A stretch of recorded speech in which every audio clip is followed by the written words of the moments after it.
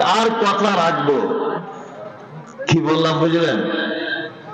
আমি বক্তব্যের প্রারম্ভে একটি কথা আপনাদেরকে বলে রাখছি, আজকে আমি ঠিক এই পজিশনে আছি যে পজিশনটা আপনাকে একটা ছোট্ট এক্সাম্পল দিলে আপনি বুঝতে পারবেন যে আমি এখন কি বিপদে। একজন বাপ বেটা দুজন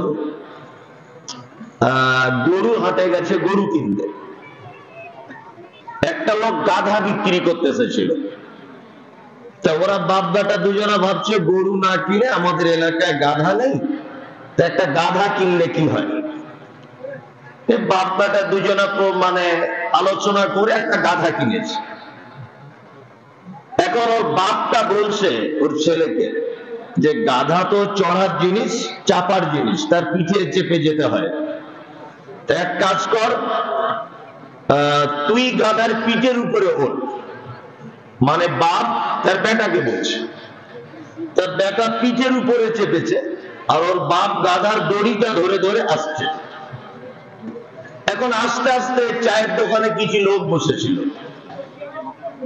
সেই লোকগুলো ওর বেটাকে বলছে, আরে তোর মতো বদমাইশ ছেলে 2024 সালে আছে, এই বুড়ো বাপটাকে হাঁটিয়ে নিয়ে যাচ্ছিস আর তুই গাধার পিঠে উঠেছিস, এটা কেমন কথা? ছেলেটা তখন ভাবছে যে মান সম্মানের ব্যাপার, ঠিক আছে তাহলে আমি নেমে যাই, আব্বা তুমি গাধার পিঠে ওঠো। ওরা বেটা নেমে বাপ উঠেছে গাধার পিঠে।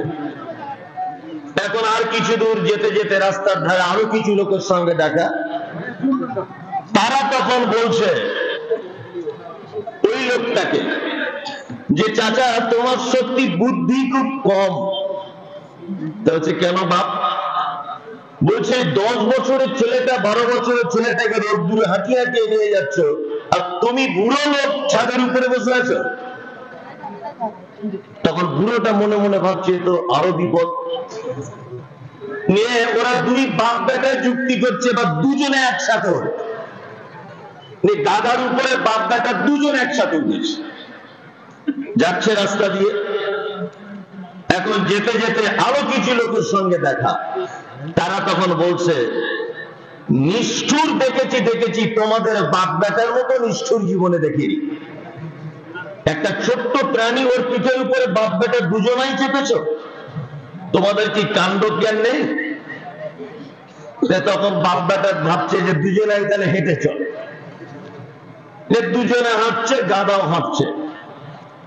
আর কিছু লোকের সঙ্গে দেখা, তারা তখন বলছে চাচা কি ব্যাপার, কোথায় পেলে গাধা? বলছে বাজার থেকে কিনেছি। তখন সে লোকটা বলছে গাধা বাজার থেকে কিনেছো, এটা গাধা মানলাম, কিন্তু তোমাদের বাপ বেটার মতো গাধা জীবনেও দেখিনি। তো বলছে কেন? বলছে মানুষ গাধা কেনে তার পিঠে মাল বহন করার জন্য, আর তোমরা গাধা কিনে হেঁটে হেঁটে আসছো। তখন এরা বাপ বেটায় ভাবছে তাহলে করা যায় কি? পিঠে উঠলে দোষ, হেঁটে গেলে দোষ, একা উঠলে দোষ, দুজনা উঠলে দোষ, করবি কি? তখন বাপ প্ল্যান করছে এক কাজ কর, গাধাটাকে শুইয়ে দে, ওর হাত পা চারটে সব বাঁধ বেঁধেছে, বেঁধে মাঝখান থেকে একটা বাঁশ ঢুকিয়ে দিয়েছে, দিয়ে ও কাঁধে নিয়েছে বাপ, আর বেটাও কাঁধে নিয়েছে, কাঁধে নিয়ে বাড়ি যাচ্ছে।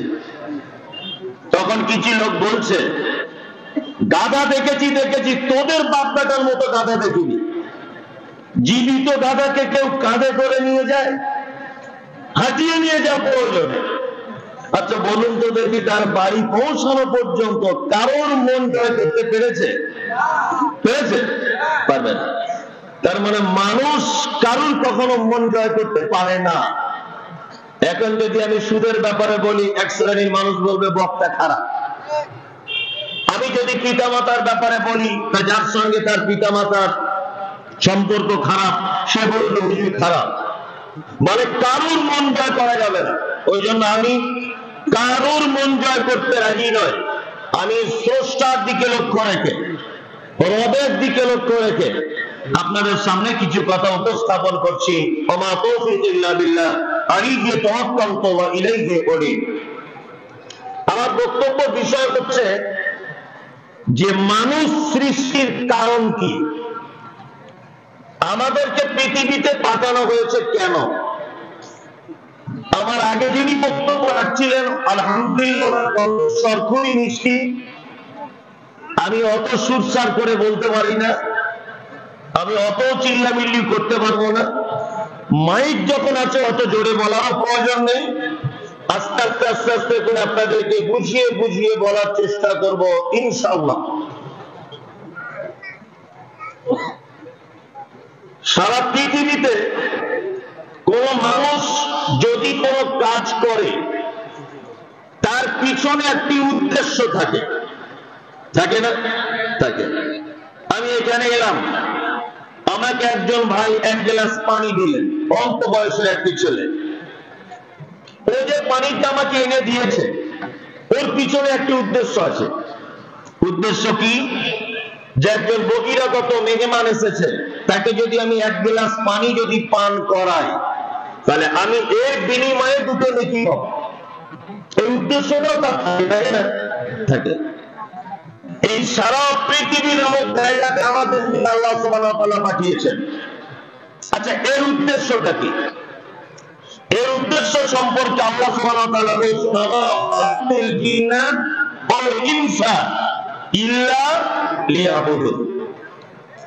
আমি মানুষকে আর জিন জাতিকে পাঠালাম এই কারণে যে তারা শুধুমাত্র আমার ইবাদত করবে, আমার দাসত্ব করবে, আমার গোলামি করবে। এই কারণে পৃথিবীতে তাদেরকে পাঠানো হয়েছে, তাই তো? এইবার আপনাদেরকে একটা কথা বলি। আচ্ছা বলুন, মানুষ সৃষ্টির আগে, জিন সৃষ্টির আগে আল্লাহর ইবাদত করার জন্য আল্লাহ কি অন্য কোন মাখলুককে তৈরি করেছিলেন? ভেবে বলুন, হুসমোটা করে না বলতে নেই। তার আগেও করেছিলেন, ফেরেশতারা আছেন। ফেরেশতারা নেই? ফেরেশতারা আছে।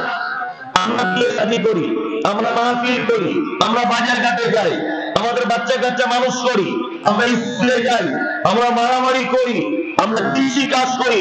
ফেরেশতাদের এরকম কোন ব্যাপার আছে? আছে? তারা কি করে? শুধু আল্লাহর ইবাদত করে, তাই না? এইবার আরেকটা কথা বলি। আচ্ছা বলুন, যে সারা পৃথিবীতে মানুষের সংখ্যা বেশি না অন্যান্য প্রাণীদের সংখ্যা বেশি? মানুষের। একটু ভেবে টেবে কথা বলুন, একেবারে আবেগে কথা বললে তো হবে না। আপনার বাড়ির ফ্যামিলি মেম্বার 5 জন, কাল সকালে আপনি টেস্ট করবেন, 50 গ্রাম আখের গুড় নিয়ে আপনার বাড়ি এক সাইডে ধরে দেবেন, দেখবেন 4-5 হাজার পিপিলিকা ঘুরছে, বুঝছে না? আপনার বাড়ির ফ্যামিলির লোক 4 জন, মশারি টাঙান সবাই ঘুমের সময়, নিশ্চয় বাড়িতে 4টে মশা নেই? আছে হাজার হাজার, তাই না? আপনাদের এই গ্রামে যদি চেক করা যায় তো যত মানুষ বসবাস করে এই গ্রামে, তার থেকে গরু ছাগল হাঁস মুরগি গুনতিতে বেশি, বেশি না? বেশি। এবার আল্লাহ সুবহানাহু ওয়া তাআলা বলছেন, ইউসাব্বিহু লিল্লাহি মা ফিস সামাওয়াতি ওয়া মা ফিল আরদ। জলে স্থলে পাহাড় পর্বতে যারা যেভাবে যে স্থানে বসবাস করছে সবাই নিজে নিজের ভাষাতে আমার প্রশংসা, আমার তাসবিহতে তারা ব্যস্ত, তাই না? গরু আল্লাহর ইবাদত করে, হাঁস মুরগি আল্লাহর তাসবিহ বর্ণনা করে, করে না? হ্যাঁ, বনের পশুরা তারাও করে, করে কি করে না? করে। তাহলে এত প্রাণী আল্লাহর ইবাদত করে, ফেরেশতারা আল্লাহর ইবাদত করে, তবু আল্লাহর এত ইবাদতের প্রয়োজন কেন যে আমাদের মতোই বদমায়েশ লোক মারামারি করবে, খুনাখুনি করবে, বিদ্যাস্তারাম করবে, ভাতকে খেতে দেবে না, মসজিদে যাবে না, মাদ্রাসা বিরোধিতা করবে, কোরআনের বিপক্ষে বক্তব্য রাখবে? এই সমস্ত ভেজালগুলোকে তৈরি করা হলো কেন? কিসের কারণ? হাঁস মুরগি গরু ছাগল পাখি পশু ফেরেশতা এত কিছু ইবাদত করে আল্লাহ সুবহানাহু ওয়া তাআলার মন হচ্ছে না? আমাদের মতো লোকগুলোকে তৈরি করতে হলো। এর ভিতরে মারাত্মক লজিক আছে, মারাত্মক। তার ভিতরে একটা কথা আপনাদেরকে বলি, সেটা হচ্ছে এই, আসলে মূলত বিষয় হচ্ছে আমরা হাদিস এবং কোরআনের অনেক শব্দের ব্যাখ্যা, অনেক শব্দের বিশ্লেষণ আমরা আজও পর্যন্ত উদ্ধার করতে পারিনি, আজও পর্যন্ত পারিনি। পেরেছি? পারিনি। ওই জন্য আমরা শুধুমাত্র আলেম ওলামাদের কাছে একটা বিষয়ের প্রশ্ন রাখি, যে আল্লাহ যদি শুধু ইবাদত করার জন্য যদি পৃথিবীতে পাঠায়, তাহলে আমি কি আর অন্য কাজ করবো না? আমার জীবনে আমার লাইফ অন্য কিছু নেই, শুধু তার ইবাদতই করতে হবে? এবার আপনাকে আমি একটা জিনিস বোঝাই। আচ্ছা বলুন তো, মানুষ গড়ে বাঁচে কত বছর? গড়ে 60 বছর। আল্লাহ বলছে ইবাদত করার জন্য পাঠিয়েছি পৃথিবীতে। 60 বছর বেঁচে থাকে, 30 বছর ঘুমায়। ঘুমায় না? ঘুমায়। আবার ওই 30 বছরের ভিতরে আরো 10 বছর ও ন্যান্ত অবস্থাতে ঘোরাফেরা করে, হিতাহিত জ্ঞান থাকে না, তো তখন শিশু, তাই না? তাহলে 30 থেকে 10 মাইনাস হয়ে গেল, থাকলো কত বছর? 20। ওই 20 বছরের ভিতরে আবার শেষের দিকে 5 বছর বাদ, কানে কম শুনবে, হ্যাঁ, কাপড়ে পেচ্ছাপ পিয়ে ফেলবে, ওজন নষ্ট হয়ে যাবে, কথাবার্তা কম বুঝবে, চোখের দৃষ্টি কমে যাবে। তাহলে আরো 5 বছর মাইনাস, থাকলো কত? 15 বছর। মাত্র 15 বছরের জীবন। এই 15 বছরের ভিতরে আপনার মাস্টার ডিগ্রি করা, আপনার প্রতিষ্ঠিত হওয়া, আপনার বিবাহিত জীবন, আপনার পারিবারিক জীবন, আপনার ছেলে মেয়ে মানুষ করা, আপনার ঘুমোতে, আপনার পেচ্ছাপ পায়খানা, এতে আপনার গোসল খাওয়া, জমি চাষাবাদ, স্কুলে যাওয়া, বেড়াতে যাওয়া, দেশ ভ্রমণ, সবকিছু এই 15 বছরের ভিতরে সীমাবদ্ধ। তাহলে এই 15 বছরের ভিতরেও আবার এত কাজ, তাই না? তাহলে ইবাদত আর করবেন কখন? ইবাদত করবেন কখন? আর টাইম আছে? নাই। আসলে ব্যাপার হচ্ছে যে আমরা ইবাদত যে তাকে বলে, গোলামি দাসত্ব যে তাকে বলে, এইটাই আমরা বুঝি না, এইটাই আমরা বুঝি না। নাম্বার 1, আমরা মূলত ইবাদত বলতে বুঝি নামাজ পড়া, হজ করা, যাকাত দেওয়া, কলেমা পড়া আর মাহফিল শোনা, এইগুলো ইবাদত, তাই না? এইগুলো আমরা ইবাদত মনে করি কি করি না? করি। কিন্তু মূলত বিষয় হচ্ছে একটি, 1 গ্লাস পানি পান করতে গেলে কটি সুন্নত লাগে? 5টি। জেনে শুনে বলছেন? কটা? 7টি। মানে ইখতিলাফ, মানে মতবিরোধ। 1, ডান হাতে পান করতে হয়। 2, দেখে পান করতে হয়। 3, বিসমিল্লাহ বলে পান করতে হয়। 4, 3 নিঃশ্বাসে পান করতে হয়। 5, বসে পান করতে হয়। 6, পান করা হয়ে গেলে আলহামদুলিল্লাহ বলতে হয়। তাহলে 6টা, তাই তো? আপনি নর্মালও তো পানি পান করেন, করেন না? যেখানে সেখানে দাঁড়িয়ে, চায়ের দোকানে, এখানে ওখানে করেন কি করেন না? করেন। তা আপনি যদি 1 গ্লাস পানিকে হাতে ধরে এই 6টি সুন্নতের অবলম্বনে যদি পানি পান করেন, তাহলে আপনার পানি পান করতে যতটা সময় অতিবাহিত হলো, ততটা সময় ইবাদত বলে গণ্য হবে আল্লাহর দরবারে। কোনো সমস্যা নেই। আপনি ভাত খান, খাল্লা ভাত খান, ভাত খাওয়ার নিয়ম কি? একদম গপ গপ গপ গপ করে মেরে দেবো, তাই তো? না, প্রথমে দস্তরখান ফেলতে হবে। ভাত বেড়ে দেবে আপনার স্ত্রী, আপনার নিজের দিক থেকে ভাত মাখানো শুরু করবেন, তাই তো? একটা ভাত দস্তরখানে পড়ে গেল, কি করবেন? তুলে নিয়ে আবার খেতে হবে। বাসন বা পাত্রের প্লেটের মাঝখানে হাত দিয়ে ভাত মাখানো যাবে না, ওখানে বরকত নাজিল হয়। বিসমিল্লাহ বলে ভাতটা খাবেন। 1-2টা করে লোকমা নেবেন আর বলবে মাঝে মধ্যে, পাখির মাংসটা খুব স্বাদ, আলহামদুলিল্লাহ। আলু ভর্তাটা খুব মজা, আলহামদুলিল্লাহ। গরু গোশতটা খুব টেস্ট, আলহামদুলিল্লাহ। এইটা বলা হয়ে গেল, ভাত খাওয়া শেষ। আপনি কি করবেন? দোয়া বলবেন আলহামদুলিল্লাহি আতামানি ওয়াসাকানি ওয়াজআলনি মিনাল মুসলিমিন। এই দোয়াটা বলে যদি আপনি ভাত খাওয়াটা কমপ্লিট যদি করেন, তাহলে আপনার ভাত খেতে যতটা সময় অপচয় হয়েছে ততটা টাইম ইবাদত করে আল্লাহর দরবারে গণ্য করে দেওয়া হবে। তার মানে বোঝা যায় ঘুমোতে যাওয়া থেকে আর ঘুমোতে যাওয়া পর্যন্ত, মানে ঘুমোতে যাওয়া থেকে ঘুমোতে যাওয়া পর্যন্ত এই সারা দিনের দৈনন্দিন জীবনের প্রতিটা কাজ আপনি যদি আল্লাহ সুবহানাহু ওয়া তাআলা এবং মুহাম্মদ সাল্লাল্লাহু আলাইহি ওয়াসাল্লামের পদ্ধতিতে যদি করেন, তাহলে প্রতিটা কাজ ইবাদতে পরিণত হবে ইনশাআল্লাহ। বলছে আপনি তো ঘুমাচ্ছিলেন, এই পাগল কোথাকার, ঘুমোতে যাওয়ার আগের নিয়মগুলো যদি মুহাম্মদ সাল্লাল্লাহু আলাইহি ওয়াসাল্লামের হয় আর ঘুম থেকে উঠে একটা নিয়ম আছে ওইটা যদি মুহাম্মদ সাল্লাল্লাহু আলাইহি ওয়াসাল্লামের হয়, তাহলে তুমি যদি 8 ঘন্টা একভাবে যদি বিছানায় শুয়ে থাকো, 8 ঘন্টাই তোমার ইবাদত। তার মানে আমরা ইবাদতের সংজ্ঞা বুঝতে পারি না, ওই জন্য আমাদের কাছে কঠিন হচ্ছিল, তাই না? এইবার আপনাদেরকে আমি কয়েকটি কথা বলবো, সেটা হচ্ছে এই ইবাদত এটি 2 ভাগে বিভক্ত। কটি ভাগে বিভক্ত? 2 ভাগে বিভক্ত। একটি হচ্ছে ফরজ আর একটি হচ্ছে কি সুন্নত, তাই না? ফরজটা কি? ফরজ হচ্ছে আল্লাহ সুবহানাহু ওয়া তাআলার পক্ষ থেকে যেটা আদেশ করা হয়েছে, এটা কি ফরজ। সুন্নত কি? যেটা মুহাম্মদ সাল্লাল্লাহু আলাইহি ওয়াসাল্লামের পক্ষ থেকে নির্দেশ দেওয়া হয়েছে, এর নাম কি সুন্নত। তবে আবার আল্লাহ রাসূলের জীবনকে 3টে ভাগে ভাগ করা হয়েছে, সারা দৈনন্দিন জীবনের রুটিনকে 3টে ভাগে ভাগ করা হয়েছে। কটি ভাগ? 3টে। খুব মনোযোগ দিয়ে শুনবেন, আমি শেষ পর্যন্ত এমন একটা জায়গায় যাব আপনি বিস্ময়ভূত হবেন ইনশাআল্লাহ। 1, নবীজি লাউয়ের তরকারি খেতে পছন্দ করতেন, করতেন না? করতেন। আল্লাহ রাসূল মধু খেতে পছন্দ করতেন, করতেন না?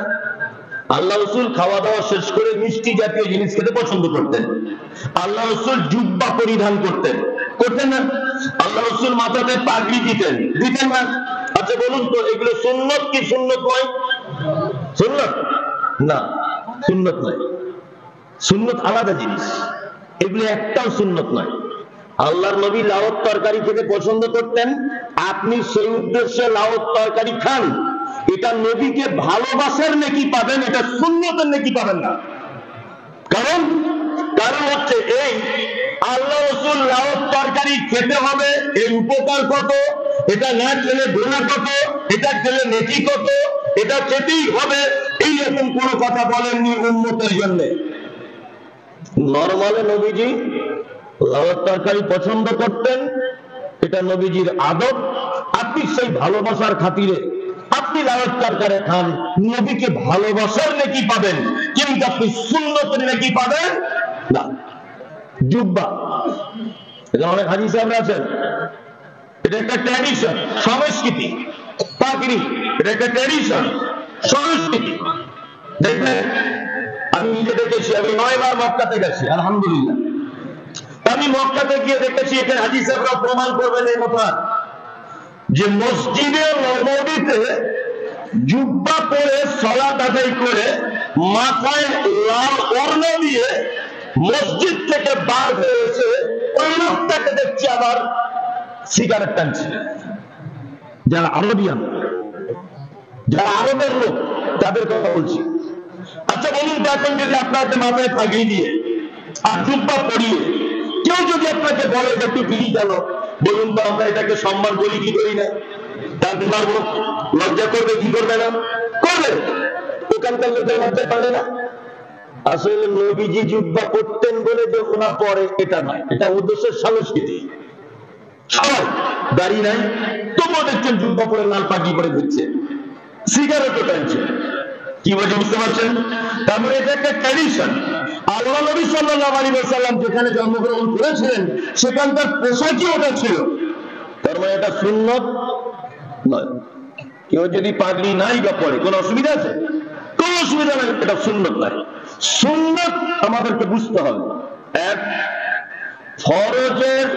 ফরজ সালাতের আগে, ফরজ সালাতের আগে 2 রাকাত সুন্নত পড়তে হয়, হয় না? এই সুন্নতের ব্যাপারে আল্লাহ রাসূল কি বলেছেন?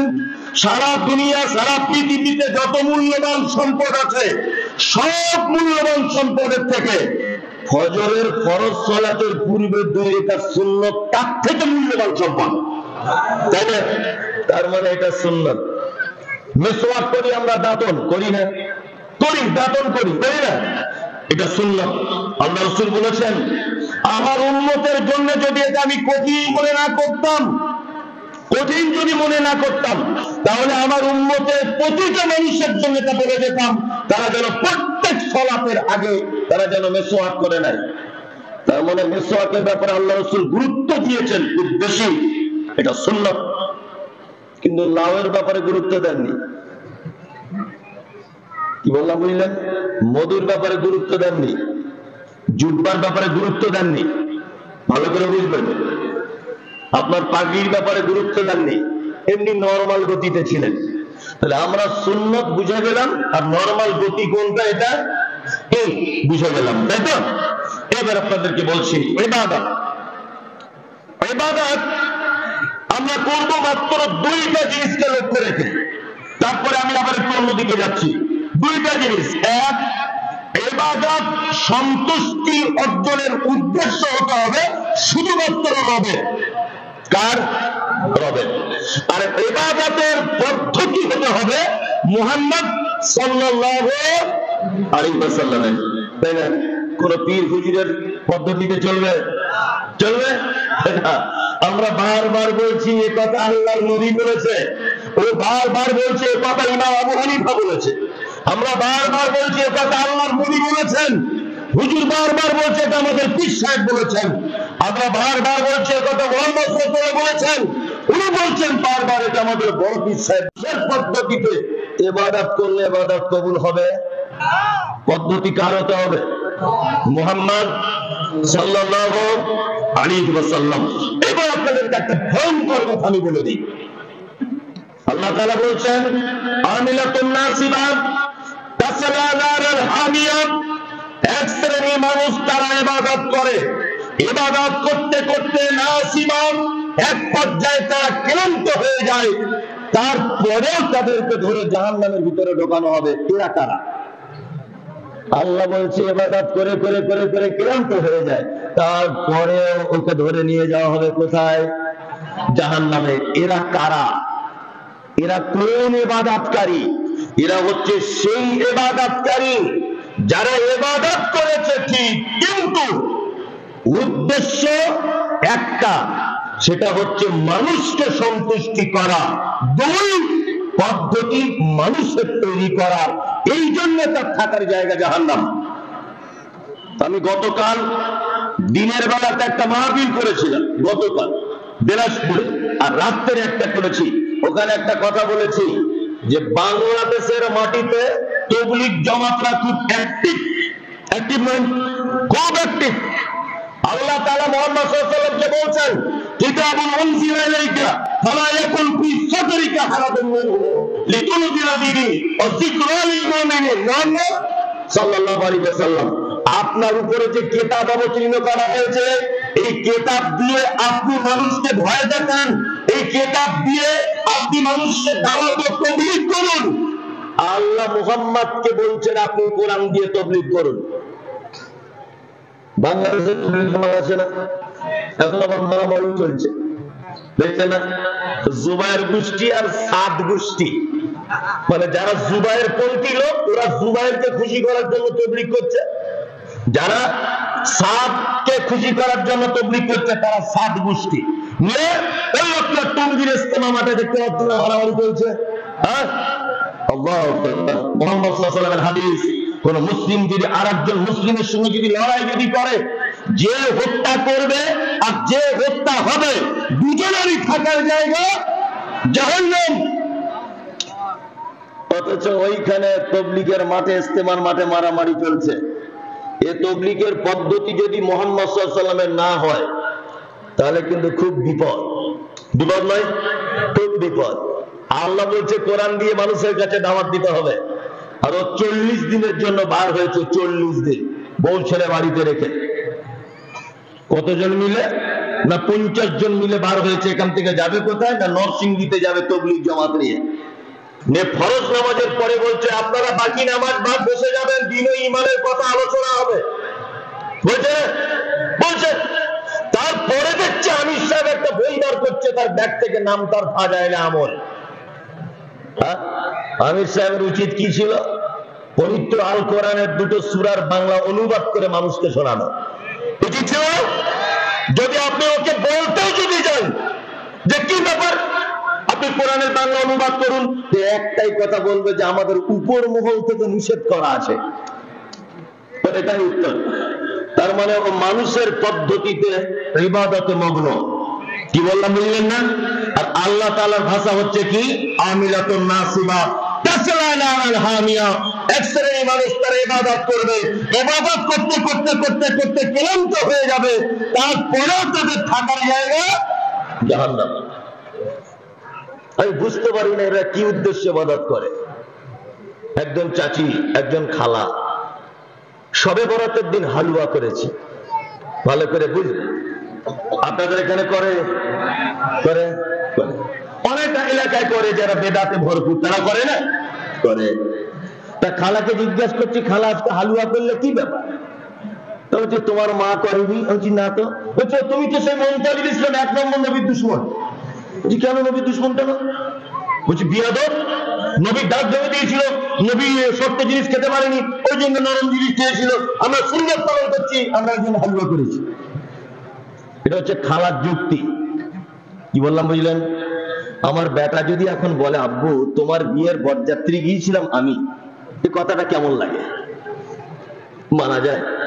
আমার মেয়ে যদি বলে আব্বা তুমি আর মা যখন বিয়ে করতে গিয়েছিলে গাড়ি করে আসছিলে, আমি তখন তোমাদের দুজনের মাঝখানে বসেছিলাম, মনে আছে? আচ্ছা এই কথাটা চলবে? চলবে বলুন? চলবে না। আপনাকে একটা মজার কথা বলি, যে মহিলা হালুয়া করে বসে আছে শবে বরাতের দিন, শবে বরাত হয় কোন মাসে? শাবান মাসে। শাবান মাসের 15 তারিখে, তাই না? শাবানের 15 তারিখে হালুয়া করেছে খালা। ভালো করে বুঝবেন কি বলছি আমি। শাবান মাস পূরণ হতে এখনো কতদিন বাকি? 15 দিন। শাবানের পরের মাসটা কি? রমজান। রমজানের 30 দিন, এই দিকের 15 দিন, হলো কতদিন? 1.5 মাস, তাই তো? 45 দিন। এখনো পর্যন্ত আল্লাহর নবীর দাঁত ভাঙছে না। দাঁত ভাঙছে কবে? রমজানের পরের মাসটার নাম কি? শাওয়াল। শাওয়াল মাসের 7 তারিখে বদর উহুদের যুদ্ধে আল্লাহ নবী সাল্লাল্লাহু আলাইহি ওয়াসাল্লামের দাঁত ভেঙেছে। তার মানে খালা এত বড় শয়তান, নবীর দাঁত ভাঙা 2 মাসে হালুয়া করে বসে আছে। এত বড় শয়তান, এখনো দাঁত ভাঙেনি। এখন 1 মাস 23 দিন 22 দিন বাকি দাঁত ভাঙতে। ও এত নবী প্রেমিক, আগে থেকে হালুয়া করে বসে আছে। আসলে নবী প্রেমিক না, ও শয়তান প্রেমিক। কি বুঝতে পারছেন না? অনেক সেই হাদিস যখন আমরা বলি, অনেক কথা, তখন একটা কথা বারবার বলে, তাহলে আমার বাপ দাদার 14 পুরুষ কি ভুল করে এসেছে, মুনতাজির ইসলাম ভুলই কি ঠিক? এটা তাদের কথা ইবাদতের ক্ষেত্রে, কথা না? অথচ আল্লাহ তাআলা বলছেন ওয়া আতাকুমুর রাসূল ফাকুযুহু ওয়া মা নাহাকুম আনহু ফান্তাহু। আমার নবী যেটা দেয় ওটা গ্রহণ করো, আমার নবী যেটা নিষেধ করে তার থেকে দূরে থাকো। তার মানে ইবাদতের ক্ষেত্রে প্রত্যেক বিষয়ের মডেল আমাদেরকে মুহাম্মদ সাল্লাল্লাহু আলাইহি ওয়াসাল্লাম। শুধু ফতোয়া দিচ্ছে আপনাদের বাংলাদেশে তো হুজুরের শেষ নাই। আব্দুর রাজ্জাক বিন ইউসুফ হাফেজাহুল্লাহ সারা বাংলাদেশের একটা মানে কৃতি সন্তান, সারা বাংলাদেশের শিরক এবং বেদাতের ভয়ঙ্কর একজন মানুষ। ওই রকম একটা মানুষকে তাগিরের মতো একজন পাগল গাছ থেকে বার হওয়া লোক বলছে রাজ্জাক বিন ইউসুফ না কাযযাব বিন ইউসুফ। তাগিরের মতো একটা গান গাওয়া লোক বলছে। ভালো করে বুঝবেন। আমি বুঝতে পেরেছি আসলে দোষ এদের নয়, এদের একটা জায়গাতে প্রবলেম। আমি ধরেছি সেটা। প্রবলেমটা কি বলি, একটা মেথর বুঝুন তো, সারাদিন পায়খানা পরিষ্কার করে করে দুপুর বেলাতে ক্লান্ত হয়ে গেছে, রাস্তাতে আসার সময় একটা বট গাছের তলাতে বিশ্রাম নিচ্ছেন।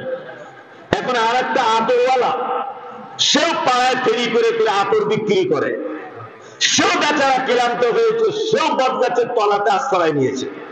এখন আতরওয়ালা ওর পাশে যখনই বসেছে নাক ধরছে, কি গন্ধ, কি গন্ধ। তখন ওই লোকটা বলেছে, আপনি কি আমার সিমটম থেকে বুঝতে পারছেন না আমার হাতে ঝাঁটা আর বালতি, তার মানে আমি ম্যাথর। লোকটা তখন আতরওয়ালা বলছে, ভাই আমাকেও বসতে হবে, আপনাকে বসতে হবে, সুন্দর একটা পরিবেশ তৈরি করা যাক। বলছে কি পরিবেশ? বলছে পরিবেশ হচ্ছে একটা, আমার কাছে জান্নাতুল ফেরদাউস আছে, আপনাকে কি একটু লাগিয়ে দেব? তা আতরওয়ালা তো ফেরদাউস সম্পর্কে বোঝে না, সারা জীবন পায়খানা পরিষ্কার করেছে, ও কি বুঝবে। এখন আতরওয়ালা জান্নাতুল ফেরদাউস বার করে ওর জামাতে লাগিয়ে দিয়েছে। এখন আতরওয়ালা যখন লাগিয়েছে ম্যাথর তখন চটপট করতে করতে অজ্ঞান হয়ে গেছে। আর আতরওয়ালা তো খুব বিপদে, মহা মুশকিলে পড়লাম, হ্যাঁ তো কঠিন বিপদ। আল্লাহু আকবার, ছিলাম ভালো, আতর যে কেন লাগাতে গেলাম, ও তখন বুদ্ধি করে তাড়াতাড়ি করে একটা গাড়ি ভাড়া করে ওকে আপনার রংপুরের এক হাসপাতালে নিয়ে গেছে। চিকিৎসক জ্ঞানী লোক, বুদ্ধিমান লোক, চিকিৎসক আতরওয়ালাকে বলছে, মুরব্বী সাহেব ঘটনা কি? তখন আতরওয়ালা বলছে, ভাই চিকিৎসক তুমি আমার ভাইয়ের মতো, বা বেটা চিকিৎসক তুমি আমার বেটার মতো। আরে আমরা দুজন বসেছিলাম, ঘটনা এই এই, ও ম্যাথর ওর গা দিয়ে গন্ধ বার হচ্ছিল, একটু জান্নাতুল ফেরদাউস মেরে দিয়েছি, এই জন্যই অবস্থা এই। তখন ডাক্তার জ্ঞানী মানুষ বলছে, তাহলে এত ওষুধে কাজ হবে না। তো বলছে, বাপের জ্ঞানটা যাতে ফেরে ব্যবস্থাটা করে দাও, বাড়ি যাতে যেতে পারে। তখন ডাক্তার বিচক্ষণ ডাক্তার বাবু বলছে, এক কাজ করুন, হাসপাতালের পিছনে দেখুন টয়লেট আছে, ওখান থেকে কাঁচা হোক আর পুরাতন মাল হোক একটু তুলে এনে নাকে ঘষে দেন, দেখবেন ও ঠিক লাভ মেরে উঠবে। কাঁচা বা পুরাতন পায়খানা এনে ওর নাকে ক্যাট করে মেরে দিয়েছে, ওই লাভ মেরে উঠেছে। তখন আতরওয়ালা বলছে, ডাক্তার বাবু আপনি কি জাদুকর, পায়খানা দিয়ে রুগী ভালো করেন?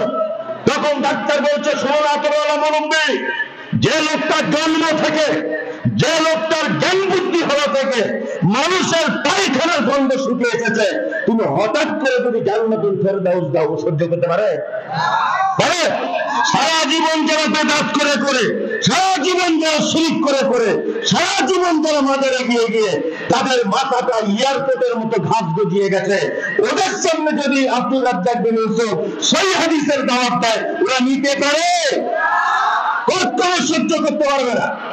এই জন্যই তো বলবে আহলে হাদিস মানে আলাদা দল, ও জাহান্নামী যাবো না, খাবো খাইবে আলাদা দল। কি বলছি বুঝতে পারছেন না? তার মানে বেদাত করে করে মগজে আর নতুন কিছু ঢোকে না, কিছু ঢোকে না। মুহাম্মদ সাল্লাল্লাহু আলাইহি ওয়াসাল্লাম সহিহ হাদিস থেকে প্রমাণ পাওয়া যায়, হাদিস বর্ণনা করেছেন আম্মা আয়েশা সিদ্দিকা রাদিয়াল্লাহু তাআলা আনহা। তিনি বলেন, আল্লাহ নবী সাল্লাল্লাহু আলাইহি ওয়াসাল্লাম বলেন, মান আমিলা আমালান লাইসা আলাইহি আমরুনা ফাহুয়া রাদ্দুন। মানুষ যদি কোন আমল করে, সেই আমলের ব্যাপারে আমার পক্ষ থেকে যদি কোন ডিসিশন, আমার পক্ষ থেকে যদি কোন রায় যদি না থাকে, সে আমল বাতিল। সে আমল কি? তাহলে আমাদের প্রতিটা ব্যাপারে প্রেসক্রিপশন করবেন কে? মুহাম্মদ সাল্লাল্লাহু আলাইহি ওয়াসাল্লাম। সুদ সমাজ একটা রোগ, ব্যভিচার সমাজ একটা রোগ, বৃদ্ধাশ্রম সমাজ একটা রোগ, ঘুষ সমাজ একটা রোগ, অন্যায় ভাবে মানুষকে সাজা দেওয়া সমাজ একটা ভাইরাস। এই সমস্ত ভাইরাসের চিকিৎসা কে চিকিৎসক? মুহাম্মদ সাল্লাল্লাহু আলাইহি ওয়াসাল্লাম। ওনার অনুযায়ী যদি চিকিৎসা করা যায় তাহলে কি হবে? সব সুস্থ হয়ে যাবে। ওনাকে বাদ দিয়ে যদি অন্য ডাক্তার দেখাতে যান তাহলে বিপদ হয়ে যাবে, তাই না? আপনাকে ফর এক্সাম্পল আর একটা মজার কথা বলি, দেখবেন শুনতে ভালো লাগবে, জ্ঞান আছে। একটা লোক ডাক্তারখানাতে গেছে, তার ডাক্তারখানাতে যাওয়ার পরে লোকটার চোখের খুব প্রবলেম, চোখের প্রবলেম। এখন ডাক্তারবাবু তার চোখে মেশিন টেশিন দিয়ে দেখার পরে প্রেসক্রিপশন করে দিয়েছেন যে 50 পাওয়ারের একটা চশমা লাগবে। আর ওই লোক গেছে ফার্মেসিতে, ফার্মেসিওয়ালা দেখে 50 পাওয়ারের চশমা দিচ্ছে। তা রুগী জিজ্ঞাসা করছে, চশমাটার দাম কত ভাই? তা বলছে 50 টাকা। রুগী তখন বলছে 100 পাওয়ারের দাম, বলছে ওটার দামও 50। বলছে 150 পাওয়ারের, বলছে ওইটার দামও 50। তখন রুগী তখন বলছে তাহলে 150 পাওয়ারেরটাই দেখ। ভালো করে বুঝবেন, কথায় হাসি কিন্তু জ্ঞান আছে দেখবেন কতটা শেষে।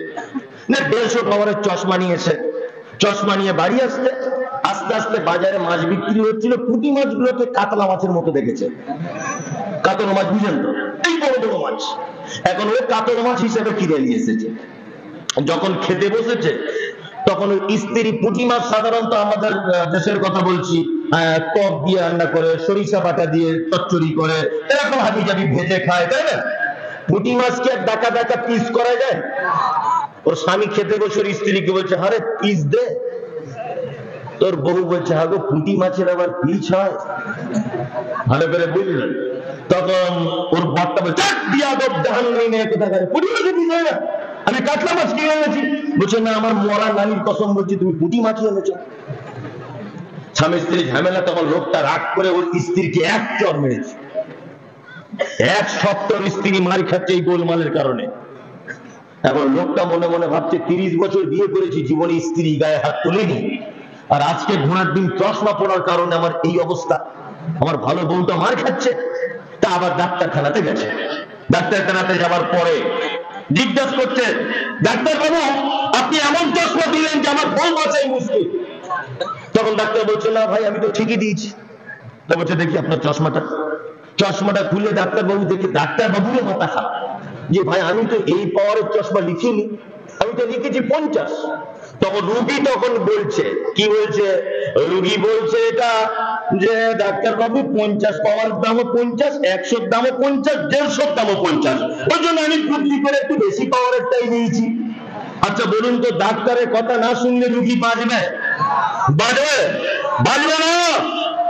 আল্লাহ নবী সাল্লাল্লাহু আলাইহি ওয়াসাল্লাম বলেছেন, আখিরুল কালাম লা ইলাহা ইল্লাল্লাহ ফাদাখালাল জান্নাহ।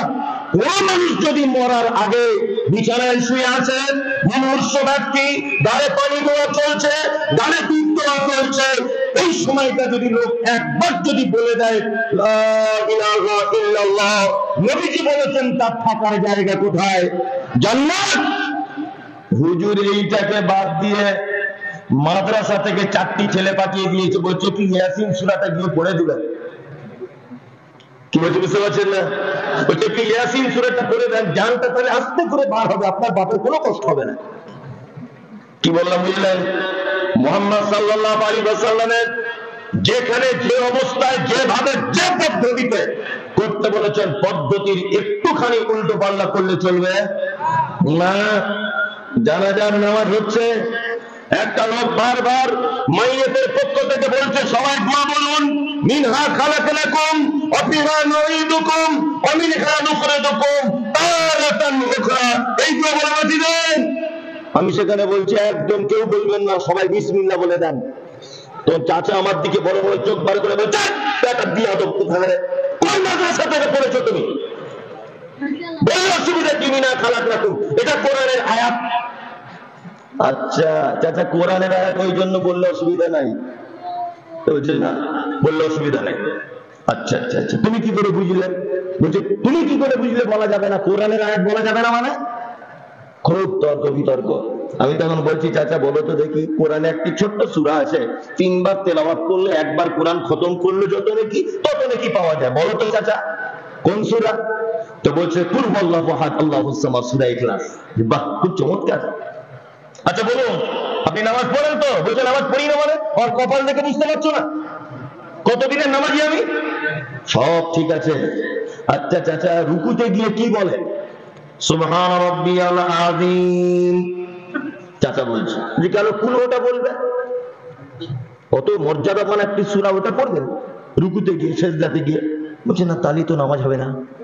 জি বাহ, আপনার তো জ্ঞান ভালোই আছে, জ্ঞান ভালোই আছে। ওটা কোরআনের আয়াত, কোরআনের আয়াত না, ওটা কোরআনের একটি আয়াত। কিন্তু এইটা যে মাটি দেবার সময় বলতে হবে, এটা তোমায় কে বললো? কুল হুয়াল্লাহু আহাদ, এটাও তো একটা সূরা, এটা তুমি রুকুতে গিয়ে বললো, অসুবিধা কোথায়? তার মানে বুঝতে পারা যাচ্ছে, যেখানে যে জিনিসটা লাগবে সেখানে সেইটাই করা লাগবে। বিন্দু পরিমাণে এদিক ওদিক করলে চলবে না, বিন্দু পরিমাণে এদিক ওদিক করা চলবে না। আল্লাহ আল্লাহ আমাদেরকে শুধুমাত্র পাঠিয়েছেন ইবাদত করার জন্য। তবে ইবাদত করার আগে খুব চিন্তা ভাবনা করে ইবাদত করা লাগবে। যে কোনো ইবাদত করলে হবে না। আল্লাহ তাআলা পবিত্র আল কোরআনের ভিতরে বলছেন, আল্লাযী খালাকাল মাউতা ওয়াল হায়াতা লিয়াবলুয়াকুম আইয়ুকুম আহসানু আমালা। আমি হায়াত এবং মওতকে তৈরি করলাম এই কারণে যে তোমাদেরকে যাতে জিজ্ঞাসা করা যায়, তোমাদেরকে যাতে প্রশ্ন করা যায়, তোমাদেরকে যাতে পরীক্ষা করা যায় যে তোমাদের ভিতরে উত্তম আমল, উত্তম কাজ কে করেছো। এইটা এটা একটা পানির বোতল, এর নাম হচ্ছে পুষ্টি, তাই না? পানির বোতল দেখবেন এর বোতলের কোন এক জায়গায় লেখা আছে 100% খাঁটি। এই কোম্পানি লিখেছে কেন? লিখেছে এই কারণে, কোম্পানি এর কানে খবর এসেছে যে পানি একই প্রোডাক্ট অন্য কোম্পানিতে ভেজাল ধরা পড়েছে। কি বললাম বুঝলেন? এই কারণে লিখতে বাধ্য হয়েছে যে আমার মাল 100% খাঁটি, তাই না? আল্লাহ তাআলা কোরআন মাজিদে আমলের ব্যাপারে যত জায়গায় বলেছেন, তত জায়গায় বলেছেন আমিনাতুন নাসিবা। আল্লাহ তাআলা বলছেন আহসানু আমালা, উত্তম আমল করো, ওয়া আমিলুস সালিহাত, উত্তম আমল করো, সালেহ আমল করো। তার মানে গাদা গাদা আমলে ভেজাল আছে, আছে না? আমি ভেজাল মুক্ত কয়েকটি আমল আপনাদেরকে আজকে বলে দিয়ে আমি আমার দাওয়াতি কাজের সমাপ্তি ঘোষণা করব। আমি কয়েকটা খুব মূল্যবান আমল বলে দেবো, আপনারা কারা কারা করতে রাজি আছেন বলুন? একদম নির্ভেজাল আমল ইনশাআল্লাহ করব। আপনারা বেকার বেকার হাত তুলছেন শুধু। আসলে বাংলাদেশের মানুষ খুব আবেগী লোক, তাই না? লিল্লাহে তাকবীর দিলে প্যান্ডেলে কাপড় পর্যন্ত কেঁপে যাচ্ছে। কিন্তু এরকম জলসা কত বছর শুনছেন? মিনিমাম 30 বছর। এখন আপনার দাড়ি নাই, এখনো ঘাটের নিচে কাপড়, এখনো গোপনে সুদ খান, এখনো মসজিদে যান না, তাই না? অথচ লিল্লাহে তাকবীরের বেলাতে একদম বগল পর্যন্ত দেখা যাচ্ছে না। তো কি বলছি বুঝতে পারছেন? এসব আবেগ, এসব দিয়ে কোনো কাজ হবে না। এসব মাঠ গরম করা ছাড়া আর কিছু না। কি বললাম বুঝলেন? এসব মাঠ গরম করা এছাড়া আর কিছু না। আর আমি তো মুমতাজুল ইসলাম 2 পাতা পড়া মৌলভী সাহেব। আপনি যদি এখানে কাবা শরীফের ইমামকে যদি আনেন তবুও কোনো কাজ নেই যদি মানা সিফাত যদি না থাকে।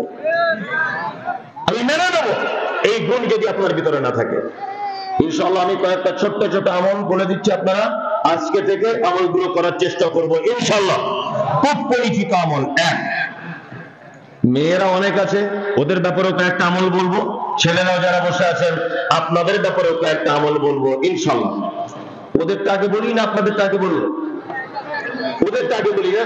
আরো পাগলির মতো বসে আছে অনেকক্ষণ থেকে, ওদের বুদ্ধি শুদ্ধি একটু তো কম, এমনিতে রেগে হয়তো পালাবে আর একবার, তাই না? আল্লাহর নবী জনাবে রাসূলুল্লাহ সাল্লাল্লাহু আলাইহি ওয়াসাল্লাম নারীদের উদ্দেশ্য করে বলছেন আল মারাতু ইযা সাল্লাত খামসাহা, একজন নারী জান্নাতের যে কোনো দরজা দিয়ে প্রবেশ করতে পারবে যদি 4টে কাজ করে। কটা? 4টা। এক, আল মারাতু ইযা সাল্লাত খামসাহা, সে যদি 5 ওয়াক্ত যদি সালাত যদি আদায় করে। কি বললাম বুঝলেন? ওয়াসামাত সালাহা, এক মাস যদি সিয়াম যদি পালন করে। ওয়া আতাআত বালাহা, সে যদি তার স্বামীর যদি সেবা করে, স্বামীর সঙ্গে যদি ভালো ব্যবহার করে। স্বামীর সঙ্গে ভালো ব্যবহার করে আপনাদের এখানে? ওই চাচা এরকম করছে, মানে খুব বিপদে আছে লোকটা, বুড়ো বয়সে যে কি সমস্যায় আছে। চেয়ারম্যান ভাই যদি থাকেন ওর বাড়িতে একটু যান, বিসমিল্লাহ। বয়স্ক লোক চাদরের ভিতরে এরকম করছে, তার মানে পারিবারিক ব্যাপারে সুখে নেই। তাই না? আল্লাহু আকবার। আম্মা জান আয়েশা আল্লাহর নবী প্রেম দেখেছেন? আম্মা জান আয়েশা বলছেন, যে গিলাসে আমি পানি পান করিতাম, পান করা হয়ে গেলে নবীকে দিতাম, দেখিতাম আমি নিজে নয়নে, ওখানে মুখ লাগাইয়া নবী পান করিতেন। গোস্ত খেয়ে হাড্ডি গুলো ফেলিয়া দিতাম, চুষে চুষে খেত নবী চোখেতে দেখিতাম। আল্লাহু আকবার। আম্মা জান আয়েশা আল্লাহর রাসূলকে এত ভালোবাসতেন, এত প্রেম করতেন। আম্মা জান আয়েশা বলছেন, আমি কখনো গ্লাসে পানি পান করেছি, গ্লাসটা রেখে দিয়েছি, একটু সাইড হয়ে দেখেছি লুকিয়ে লুকিয়ে আল্লাহ রাসূল গ্লাসের ওই জায়গাটায় মুখ লাগিয়েই আবার পানি পান করতেন যে জায়গাটায় আমি আয়েশা মুখ লাগিয়েছিলাম। আম্মা জান আয়েশা বলছেন, আমি একটা নতুন চাঁদ দেখেছি, ওই চাঁদ দেখার পরে আর একটা নতুন চাঁদ দেখেছি, ওই চাঁদটা দেখার পরেও আর একটা নতুন চাঁদ দেখেছি। তার মানে পরপর 3 মাসে 3টে নতুন চাঁদ দেখেছি। আমাদের উনুনে আগুন জ্বলতো না, কখনো যদি কেউ খাবার দিয়ে যেত আমি আল্লাহর নবীর জন্য খাবারগুলো রেডি করতাম। একদা একজন মহিলা আমাদের বাড়িতে গোশত হাদিয়া দিয়ে গেছে, আমি খাবারটাকে রেডি করলাম, আমি খেতে বসেছি, আল্লাহর নবী খেতে বসেছেন, আমি গোশতটাকে হাড্ডিটা ফেলে দিয়েছি দস্তরখানের উপরে। আমি বিশ্ব নবীকে দেখেছি ওই হাড্ডিটা তিনি দস্তরখান থেকে তুলে নিয়ে আবার মুখের ভিতরে দিয়ে চিবিয়ে চিবিয়ে রস বার করে করে তিনি খেতেন। এত ভালোবাসা ছিল। আপনার স্ত্রী আপনাকে এত ভালোবাসে? আপনার এত খায়? কি করে খাবে? আপনার বিড়ি খেয়ে সারাদিন আরাম করে মুখে যা গন্ধ, ওর বউ যে সংসার করে এটা ওর কপাল ভালো, ওর বউ যে ওর কাছে থাকে এটা ওর কপাল ভালো। কত সুন্দর সাদা দাঁত তরমুজের মতো করে দিয়েছে পান খেয়ে খেয়ে। এরকম লোক আছে না? আছে। হযরত আদম হচ্ছে বলছে না আসসালাতু খায়রুম মিনান নাওম। চাচার ঘুম ভেঙে গেল, ঘুম ভেঙে গিয়ে উচিত কি? দাতন করতে করতে মসজিদে যাওয়া। ও তখন ডাকছে সাবিরের মা, আরে সাবিরের মা। বুড়িটা তখন বলছে কি হলো? বলছে আরে দেশ লাইটা কোথায় বল দেখি, বিড়িটা পেলাম, দেশ লাইটা পাচ্ছি না।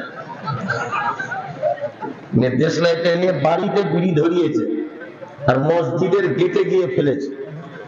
আর ওই বাসি মুখে যে টানের কি গন্ধ!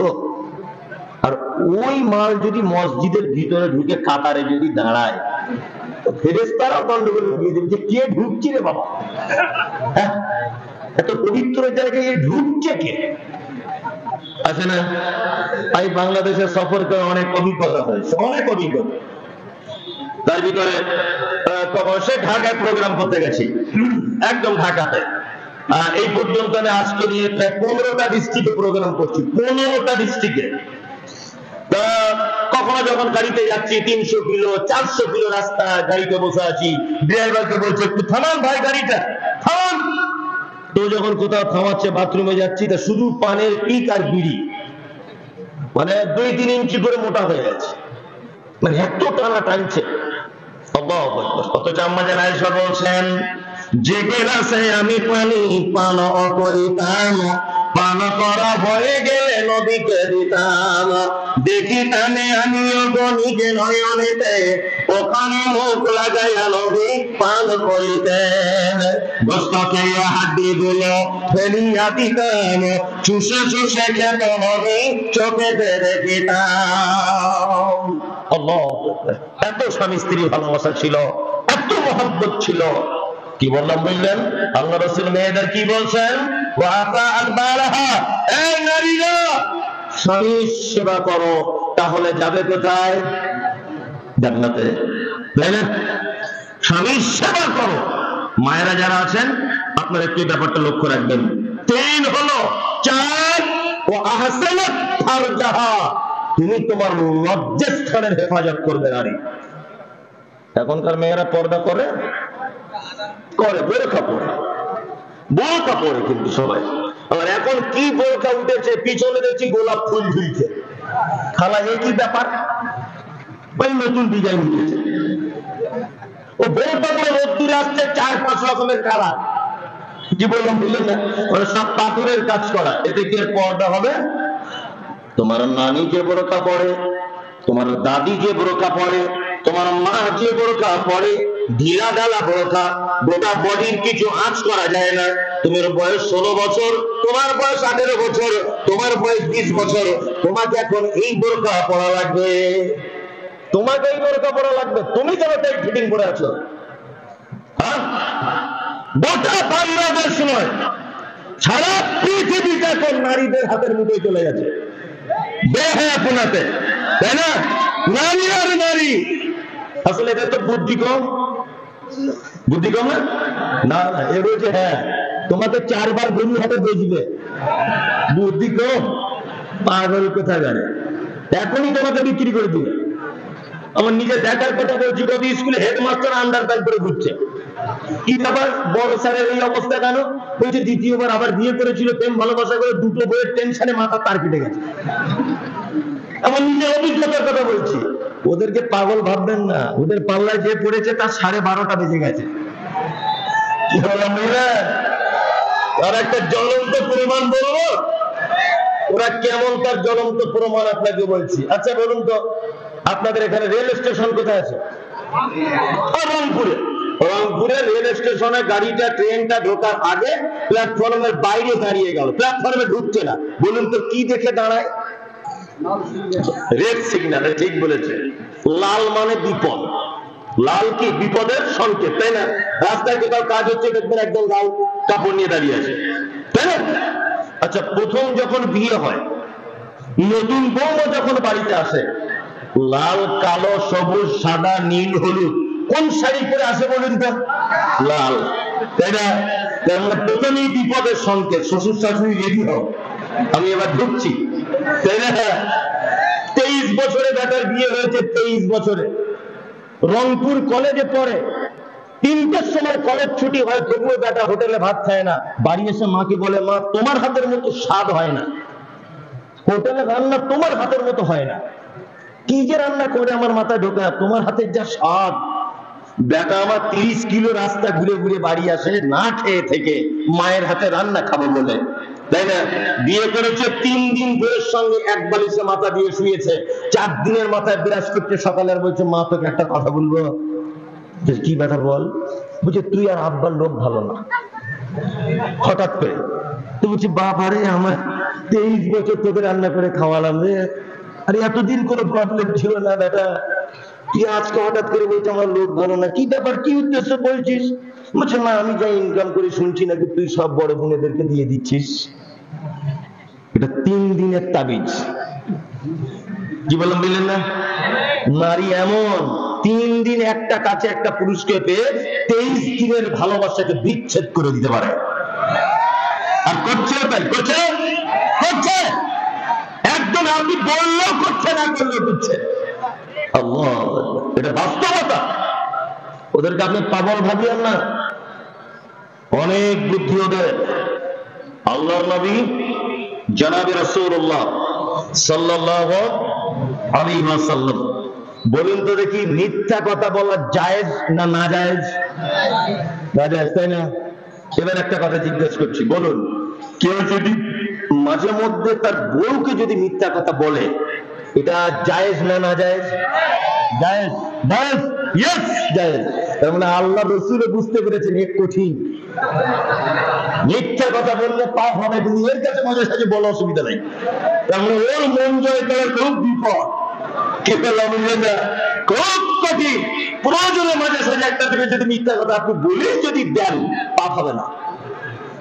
তাহলে বুঝতে পারছেন ওকে কন্ট্রোল করা কত কঠিন? খুব কঠিন, খুব।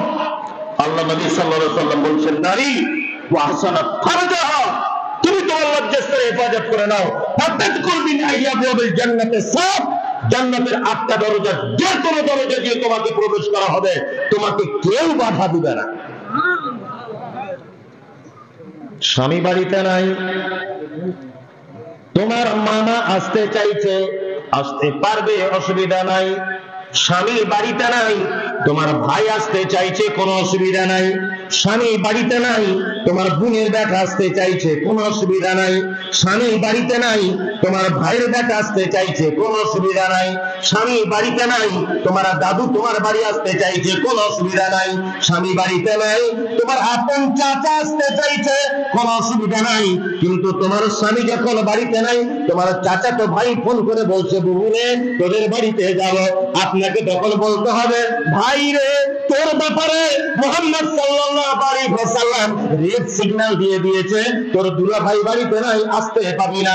মামাতো ভাই যদি বলে, বুবু তোর বাড়িতে আমি যাব, তখন আপনাকে বলে দিতে হবে, ভাই রে, প্রয়োজনে তোর বাপকে পাঠা, তুই আসতে পাবি না। কারণ হলো এই, আল্লাহর নবী আমার জন্য তোকে পর্দার কথা বলে দিয়েছে। আমরা দুজন এক জায়গায় দাঁড়িয়ে কথা বলতে পারবো না। প্রয়োজনে এটা অনেকের সঙ্গে মিষ্টি করে ভাই বলে কথা বলা যাবে না। প্রয়োজনে বলতে যদি হয় তাহলে তোর সঙ্গে আমার কর্কশ ভাষাতে কথা বলতে হবে, মিষ্টি ভাষাতেও তোর সঙ্গে কথা বলা চলবে না। মিষ্টি ভাষাতেও কথা বলা চলবে না। 13 বছরের বৌমা বাড়িতে আসে, হঠাৎ করে দরজায়, কে? এটা কি সাবিনাদের বাড়ি? হ্যাঁ, এটা সাবিনাদের বাড়ি। তুমি কে?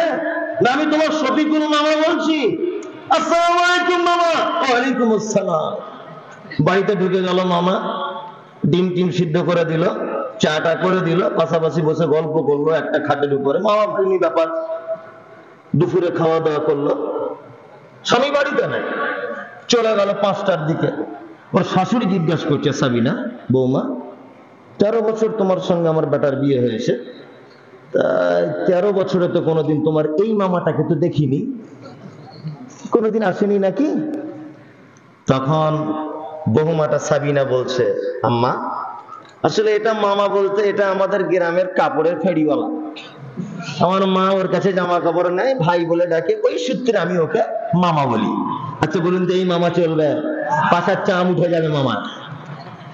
কি বললাম বুঝলেন? পাশার চাম তুলে দিতে হবে মামা। এইসব মামা চলবে না। ইসলাম পর্দার ব্যাপারে কত কঠিন, আপনাকে একটা আশ্চর্য ঘটনা আমি বলে দিচ্ছি, শুনে রেখে দেন। আমার স্ত্রীর বাচ্চা কাচ্চা হয় না, এটা বোঝানোর জন্য বলছি, অরিজিনাল নয়। আমার একটা ছেলে একটা মেয়ে, এটা বোঝানোর জন্য বলছি। তো আমার স্ত্রী যখন বাচ্চা কাচ্চা দীর্ঘদিন হচ্ছে না, আমার স্ত্রী তখন আমাকে বলছে, আপনি যদি একটা হসপিটাল থেকে বাচ্চা কিনে আনেন বা কিছু করেন খুব ভালো হয়, আমি তাকে মানুষ করব। না, আমারও খুব কষ্ট হয়, ও তার মাতৃত্বের স্বাদ পাচ্ছে না, আমিও আব্বা হতে পারছি না। তো হসপিটাল থেকে আমি একটা বাচ্চা কিনে নিয়ে এসেছি, 1 দিনের বাচ্চা। কিন্তু দুর্ভাগ্য হচ্ছে, আমার স্ত্রীর পেটে যখন বাচ্চা নেই, তাহলে ওর বুকে দুধ আসবে না, এটাই স্বাভাবিক, তাই না? তোর বুকে দুধ নেই, তো 1 দিনের বাচ্চা আমি খাওয়াবো কি? আমি তখন ফার্মেসি থেকে দুধ কিনে এনে গরুর দুধ ইত্যাদি খাইয়ে ওকে আস্তে আস্তে মানুষ করছে। আমার স্ত্রী ওকে এত ভালোবাসে, এত ভালোবাসে যে আমার স্ত্রী ওকে বুকে জড়িয়ে ছাড়া ঘুমাতে পারে না। ওর পেচ্ছাপ পরিষ্কার করে, ওর পায়খানা পরিষ্কার করে। আমি যদি একটা দুটো কিছু কথা চড়া হয়ে বলি, তো আমার স্ত্রী গরম দেখায়, এই তুমি আমার পেটের উপরে কথা বলবে না। এত মহব্বত জমেছে। বন্ধুরা আমার স্ত্রী ওকে ছাড়া থাকতে পারে না, ও আমার স্ত্রীকে ছাড়া থাকতে পারে না। আস্তে আস্তে করে বড় হয়েছে, আমাকে আব্বা বলে ডাকতে শিখে গেছে, আমার স্ত্রীকে মা বলে। আমার স্ত্রী তাকে কোলে করে নিয়ে জড়িয়ে ধরে রাতের বেলা ঘুমায়, জোরে করে জড়িয়ে ধরে আমার স্ত্রী তাকে বেড়ায়। স্কুলে যাওয়ার সময় বেটা বলে মুখে চুম্বন দেয়, আমার বেটাটাও বুঝতে পারে না আমার স্ত্রীর মুখে চুম্বন দেয়। এক অপরের সঙ্গে এত ভালোবাসা, এত প্রেম যে আমার স্ত্রী তাকে ছাড়া বাঁচে না, সে আমার স্ত্রীকে ছাড়া বাঁচে না, আমি আমার বেটাকে ছাড়া বাঁচি না, বেটা আমাকে ছাড়া বাঁচে না। আস্তে আস্তে করে ছেলেটা বড় হয়ে গেল, তার গোপ উঠে গেল, দাড়ি উঠে গেল, সে যৌবনে পদার্পণ করেছে। শারীরিক অবস্থা থেকে, শারীরিক কাঠামো থেকে আমি বুঝতে পেরে যাচ্ছি ওর ভিতরে যৌবন চলে এসেছে, ওর এখন বিয়ে দেওয়ার বয়স হয়েছে। এইবার আপনার কাছে আমার জানতে ইচ্ছা করছে, বলুন তো দেখি, যে ছেলেটার আমার স্ত্রী মানুষ করেছে ও এখন যৌবনে পদার্পণ করেছে, এখন বলুন তো আমার স্ত্রীর সাথে ওই পালিত পুত্র আমার বেটার পর্দা আছে না নাই? আছে, আছে। পর্দা থাকতো না যদি আমার স্ত্রী বুকে কোন রকম 1 ফোঁটা দুধ যদি পান করে দিত, তাহলে আর পর্দা থাকতো না।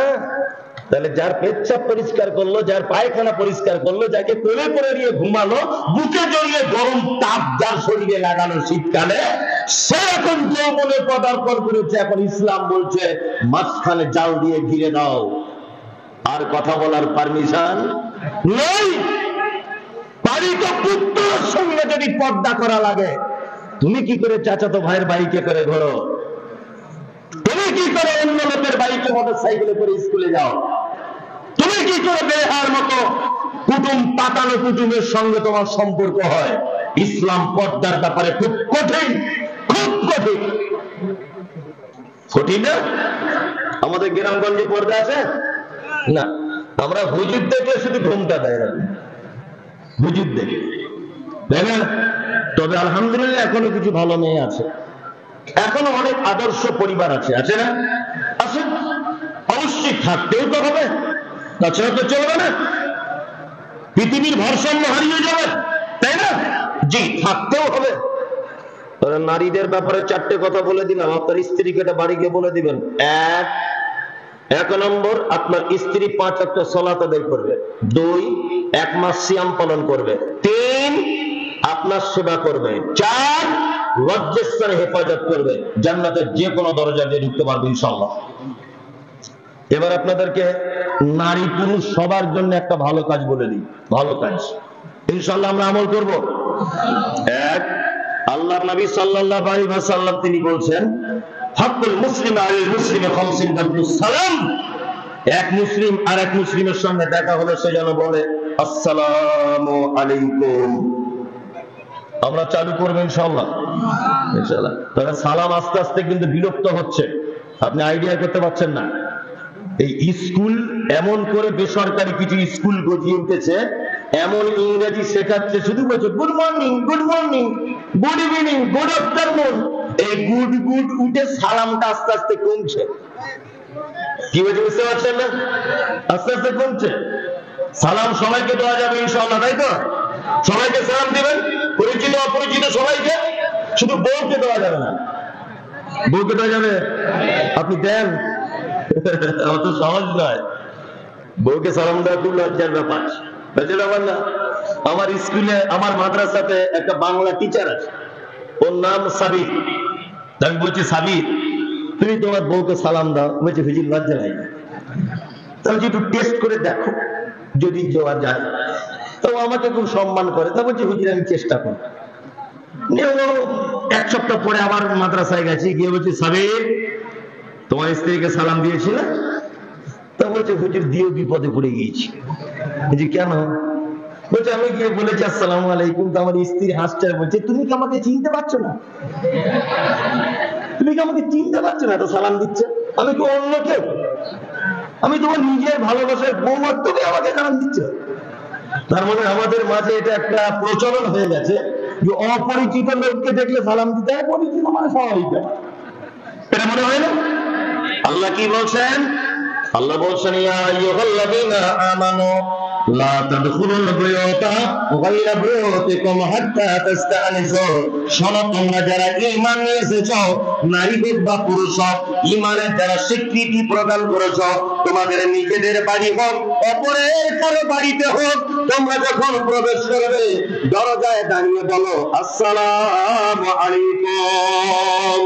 উত্তর এলো না, আবার তুমি বলবে আসসালামু আলাইকুম। উত্তর এলো না, আবার তুমি বলবে আসসালামু আলাইকুম। উত্তর এলো না। নবীজি বলেছেন ফায়ারজু ফিল বাইত, তুমি তোমার বাড়িতে আবার ফেরত চলে যাও, এটা তোমার জন্য কল্যাণ হবে। উত্তর যদি না আসে, তুমি কারোর বাড়িতে প্রবেশ করতে পারবে না। দরজায় দাঁড়িয়ে কি বলতে হবে? আসসালামু আলাইকুম। উত্তর এলো না। আসসালামু আলাইকুম। উত্তর নাই। আসসালামু আলাইকুম। উত্তর নাই। বাড়ি চলে। আমরা কি করি? দরজা খুলে ঢুকে না, ভাবি কি করছো? ভালো আছো? ভাবি গোসল করছে না, মরো এবার কি করবে? এটা আমরা করছি কি করছি না? কিন্তু ইসলাম খুব সুন্দর একটা জীবন ব্যবস্থা, তাই না? আপনার বাড়িতে একটা বেটি আছে, বেটিটার বয়স 16 বছর। আপনার বাড়িতে আপনার বোন আছে, তার বয়স 16 বছর। ওরা দুইজন আপনার স্ত্রীর সাথে বসে, মানে ভাবি তার ননদকে নিয়ে, মা তার বেটিকে নিয়ে শীতকালের দিন গোসল করে রোদ্দুরে বসে আছে। বাড়িতে কোনো পুরুষ মানুষ নাই, আপনি বাড়িতে নাই, আর আপনার বেটাও বাড়িতে নাই, ওই জন্য তাদের পরনে ভালো জামা কাপড় নাই, এক অপরের পিঠে তেল লাগিয়ে দিচ্ছে, এক অপরের মুখে তেল লাগিয়ে দিচ্ছে, এক অপরের মাথাতে তেল লাগিয়ে দিচ্ছে, গায়ে তেমন কোনো কাপড় নাই। আপনি বলুন তো দেখি, আপনি হঠাৎ করে যদি বাড়িতে প্রবেশ করেন, তাহলে আপনার 16 বছরের বেটি যদি গায়ে ওড়না না থাকা অবস্থায়, গায়ে জামা ভালো না থাকা অবস্থায় আপনাকে যদি দেখে, তাহলে লজ্জা বোধ করবে কি করবে না? ওই জন্য ইসলাম বলেছে, তুমি দরজায় দাঁড়াবে, দাঁড়িয়ে গিয়ে তুমি বলবে আসসালামু আলাইকুম। বারবার সালাম দেওয়ার পরে উত্তর যখন আসছে না, তোমার নিজের বাড়ি হলে তুমি বলো, ও আয়েশার মা, ও খাদিজার মা, ও আয়েশার মা, তাড়াতাড়ি করে দরজা খোলো, আমি আয়েশার আব্বু বলছি। আপনার এই কারণে আপনার বেটি ঘরের ভিতরে চলে যাবে, আপনার বোনটা ঘরের ভিতরে চলে যাবে, গিয়ে গায়ে ওড়না নেবে, গায়ে চাদর নেবে, সে লজ্জা থেকে বেঁচে গেল, আপনিও নিজে লজ্জা থেকে বেঁচে গেলেন। সবাই লজ্জা থেকে বাঁচল না? ইসলাম কত সুন্দর জীবন ব্যবস্থা। আল্লাহ, আমরা সালাম দিব, এক অপরকে দেখা হলে ইনশাআল্লাহ। ইসলামের ওই ব্যক্তি সব থেকে আল্লাহর কাছে প্রিয়, যে ব্যক্তি পরিচিত অপরিচিত মানুষকে দেখলেই বলে আসসালামু আলাইকুম।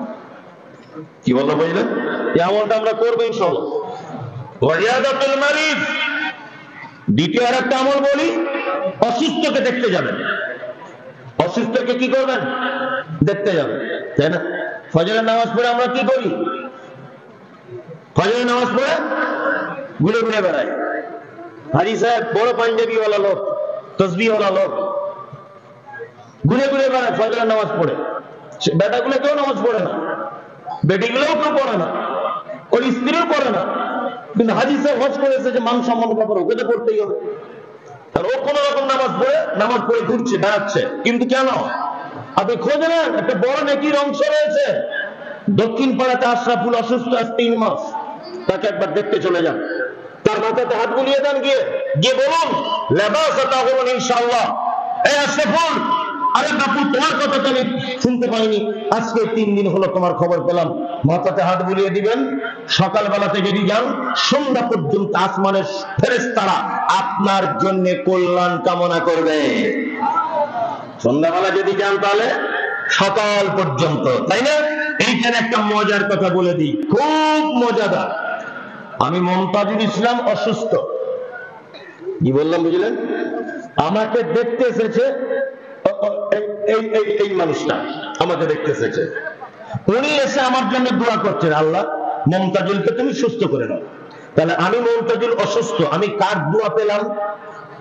মানুষের দোয়া পেলাম। উনি একজন মানুষ, তাই না? এবার আর একটা কথা বলুন, উনি আমাকে দেখতে এসেছেন বলে উনার জন্য এবার দোয়া করছে কারা? ফেরেশতারা। তাহলে রুগী দেখতে গেলে লাভ রুগীর হলো না যে দেখতে গেল তার হলো? যে দেখতে গেল তার হলো, তাই না? যে দেখতে গেল তার হলো। আমি পেলাম মানুষের দোয়া, উনি পেলেন ফেরেশতাদের দোয়া। তার দোয়া কবুল হবে? মাঝে মধ্যে যাবেন সস্তার বাজারে 2টা আঙ্গুর ফল কিনে নিয়ে যাবেন, রুগী দেখতে যাবেন, পাড়া প্রতিবেশী যদি কেউ পড়ে থাকে, ইনশাআল্লাহ যাবো, ইনশাআল্লাহ। 3 নম্বর, ইত্তিবাউজ জানাইজ, কেউ মারা গেলে তার জানাজা পড়বে ইনশাআল্লাহ। ইজাবাতুদ দাওয়াতে, কেউ মারা গেলে জানাজা পড়ার পরে পরই আল্লাহ রাসূল সাল্লাল্লাহু আলাইহি ওয়াসাল্লাম বলেছেন, তোমাকে যদি কেউ দাওয়াত দেয় তুমি সে দাওয়াত গ্রহণ করো। দাওয়াত গ্রহণ করবো। আর দাওয়াতের ব্যাপার ইনশাআল্লাহ তো বলতেই হবে, গরু গোশতের ব্যাপার, তাই না? গরু গোশতের ব্যাপার, দাওয়াত আলহামদুলিল্লাহ এটা তো যেতেই হবে, মিস করা যাবে না। চল্লিশা যদি হয়, গোলাম হোসেন আপনাকে বলছি, চল্লিশা হয়, এই যে মুসলমানি না কি বলেন, খাতনা, আপনার এখানে অনুষ্ঠান করে, কিছু কিছু লোক করে না, ওটা কেটে দিতে হবে চামড়াটা। আপনি ধরবেন, আপনার বউ সাহস থাকলে কেটে দেবেন, আর আপনি নিজেও কেটে দিতে পারেন। কি বলে মিলেন না? আপনি বেটাকে বলবেন তুই ধর, আমি কেটে দিচ্ছি। এক কথাতে কেটে দিতে হবে, এটাই সুন্নাত। কি বলে মিলেন? এর জন্য ওর নানি কেটে কেন, ওর দাদু কেন 12টা ডিম সেদ্ধ কর, 300 লোকের বিরিয়ানির ব্যবস্থা, বড় গরু জবাই করা, এসব কিন্তু ইসলামের সঙ্গে কোনো সম্পর্ক নেই। সম্পর্ক আছে? কোনো সম্পর্ক নেই।